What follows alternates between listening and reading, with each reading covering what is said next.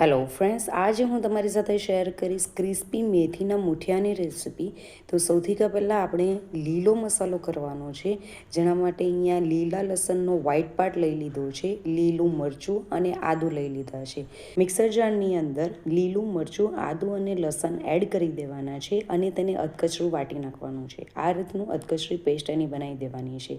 ત્યાર પછી પેનની અંદર 2 ટેબલસ્પૂન જેટલું તેલ એડ કરવાનું છે. તેની અંદર અજમો એડ કરવાનો છે, અડધી ચમચી હિંગ એડ કરવાનું છે અને 2 ચમચી જેટલા તલ એડ કરી દેવાના છે.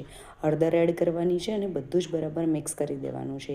ત્યાર પછી આપણે જે લીલો મસાલો બનાવ્યો હતો તેમાંથી 2 ચમચી લીલો મસાલો એડ કરીને બરાબર મિક્સ કરી દેવાનું છે અને તેને 1 મિનિટ માટે સાતળી લેવાનું છે.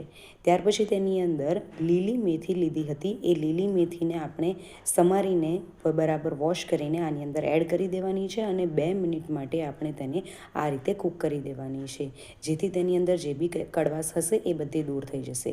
ત્યાર પછી પરાતની અંદર તેને કાઢી લેવાનું છે. તેની અંદર 1 ચમચી મીઠું એડ કરવાનું છે, ધાણા પાવડર એડ કરવાનું છે, ગરમ મસાલો એડ કરવાનો છે, ખાંડ એડ કરી દેવાની છે અને તેની સાથે 3 ચમચી જેટલું દહીં એડ કરી દેવાનું છે.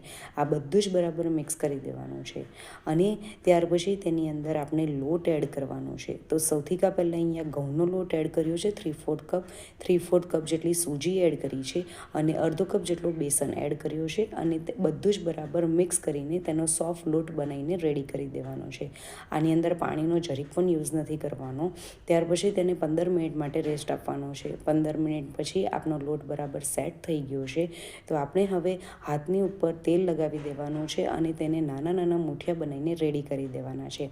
આની અંદર ના તો સોડા એડ કરવાનો છે કે ના તો ઈનો એડ કરવાનો છે. એના વગર જ આપણા જે મૂઠિયા છે એ ક્રિસ્પી બનીને રેડી થશે. તમે આને કોઈ પણ શેપ આપી શકો છો, ગોલ અથવા તો લંબગોળ કોઈ પણ શેપ આપી શકો છો. આ મૂઠિયાને હવે આપણે ફ્રાય કરવાના છે. તો અહીંયા તેલ ગરમ કરી દીધું છે, તેની અંદર જેટલા પણ મૂઠિયા આવે એ બધા જ મૂઠિયા એડ કરી દેવાના છે અને ગોલ્ડન બ્રાઉન થાય ત્યાર સુધી તેને તળી લેવાના છે.